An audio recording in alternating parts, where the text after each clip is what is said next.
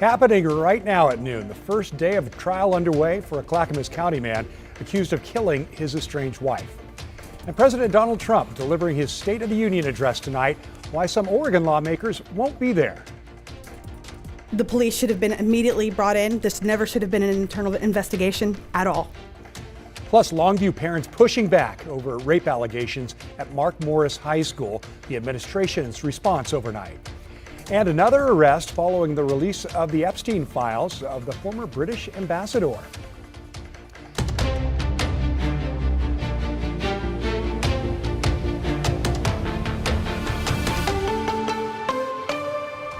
And we begin here on the news at noon in Vancouver, where police are asking some residents in the North Image neighborhood to evacuate their homes due to a gas leak. Thank you for joining us. I'm Tim Gordon. Police want residents living within a 500-foot radius of the 4000 block of 123rd Avenue to leave the area. You see the map there.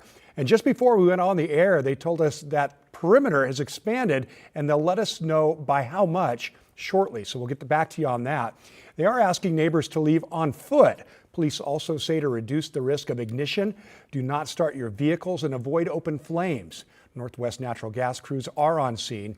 Vancouver police say they'll let residents know when it's safe to return to their homes. Well, taking a live look at the U.S. Capitol this afternoon, where President Donald Trump is set to deliver his State of the Union address tonight. Tonight's address comes on the heels of a Supreme Court decision that struck down Trump's emergency tariffs, a key piece of his economic agenda and foreign policy. Trump lashed back by using a different authority to announce a new global tariff, now at 15%. Congressional Democrats say he's out of touch with American voters, feeling squeezed in the current economy. The president says he has much to say. It's going to be a long speech because we have so much to talk about. Trump is also expected to speak about the looming midterm elections. His first year back in office has also been marked by sweeping cuts to the federal workforce and massive immigration crackdowns that saw the National Guard deploy to some major U.S. cities and be set to deploy to Portland. Going into tonight's speech, a national NPR Marist poll shows 57% of people say the State of the Union itself is not strong and the U.S. is worse off. Well, many Oregon congressional delegates say they won't be attending Trump's speech tonight. KGW's Thomas Schultz joins us with what else Oregon Congress members are saying about this. Both Oregon Senators Jeff Merkley and Ron Wyden say they plan to skip President Trump's speech. Senator Ron Wyden telling us in part, quote, sitting through Donald Trump's unhinged ramblings about his unconstitutional schemes does nothing to help Oregonians justifiably concerned about his attacks on the economy and the law, as well as his desperate diversions from the Epstein investigation. 3 Oregon representatives also plan to skip the speech. Congresswoman Maxine Dexter says she's sending an Epstein abuse survivor in her place, though Representative Janelle Bynum says she'll show up and bring a Clackamas Community College student with her to showcase the need for more opportunity for young people. Bynum says she will also attend to call the president out on what she calls his nonsense and demand him to take his job seriously. Here's what President Trump had to say yesterday about his upcoming speech. We have a country that's now doing well. We have the greatest economy we've ever had. We have the most activity we've ever had. I'm making a speech tomorrow night, and you'll be hearing me say that. I mean, it's going to be a long speech because we have so much to talk about. The speech will be held at 6 o'clock tonight, and NBC will be broadcasting that. Of course, you can find that right here on KGW. Thomas Schultz, KGW News. And about half of Washington's congressional delegation won't be attending tonight. Most notably, Senator Patty Murray says she plans to boycott the speech. Murray says she'll deliver her own virtual address, focusing on how she believes the president's policies are affecting Washington residents.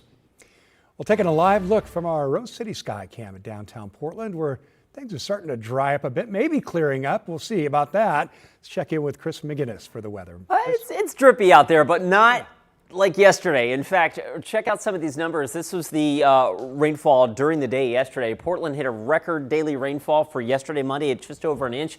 Eugene picked up more than 2 1/3 inches of rain. This is impressive rainfall totals up and down the I-5 corridor yesterday. Vancouver picked up just shy of an inch. Today, of course, it still is a little drippy out there, but again, the radar yesterday was completely filled in, right? Today, we've got some dry pockets out there, although that said, even the light green spots that we're seeing here on the map Maybe need to turn up the sensitivity a little bit because we've got some what looks like drizzle falling outside right now, even though radar doesn't implicitly show something right over downtown Portland.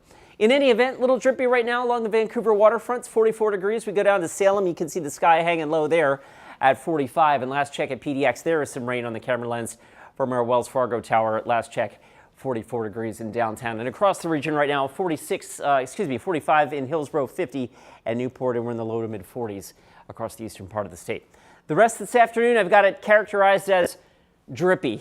A couple of raindrops here and there, not significant, but enough that you may have to flick on the windshield wipers. And temperatures not going very far today. Tim, back to you. All right, Chris, thanks a lot. Well, happening right now, the first day of trial is underway for a Clackamas County man accused of killing his estranged wife. Michael Fournier appeared in court earlier this month where he was expected to accept a plea deal, but instead he chose to go to trial. Fournier is facing a second-degree murder charge for allegedly killing Susan Phoenix Lane Fournier in November 2024. Prosecutors say he also killed her 2 dogs at the time. Court records show the victim had filed for divorce about a month before her death. Opening statements started this morning. Well, this afternoon, parents in Longview are calling for administrators to resign over rape allegations at Mark Morris High School. It comes after 2 members of the boys' basketball team were arrested and accused of sexually assaulting their younger teammates. Longview police are investigating the district and Mark Morris High School for possibly violating their mandatory reporting duties.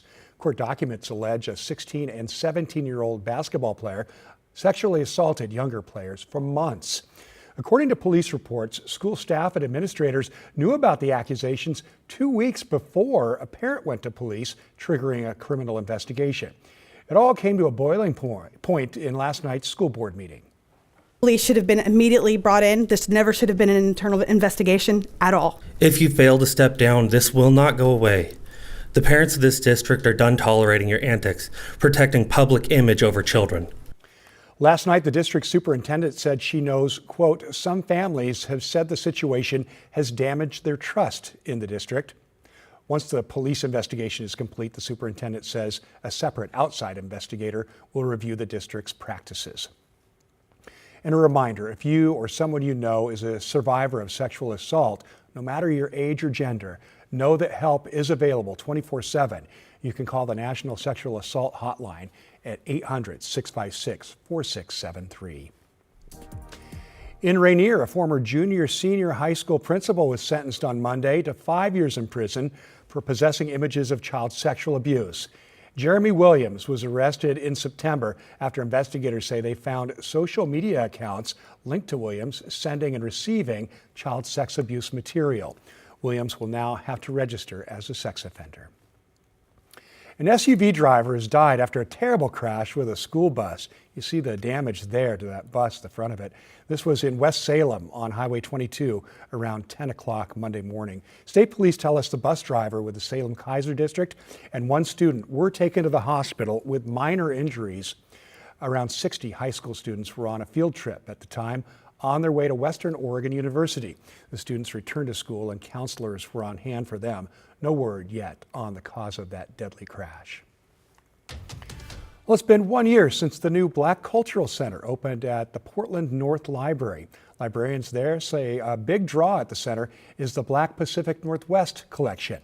It's entirely made up of Black authors or books about Black members of the Portland community. People who visit are especially drawn to the Jefferson High School memory books. There's educators that were students in here, and there's pictures of them. And sometimes they just want to kind of like browse themselves and look at the different placards, but sometimes it kind of initiates a conversation and you kind of get into something a little bit like deeper there. According to Multnomah County, visits to the library are up. About 179,000 people visited the North Portland Library since reopening a year ago, with 6,300 of them attending one of the library's programs.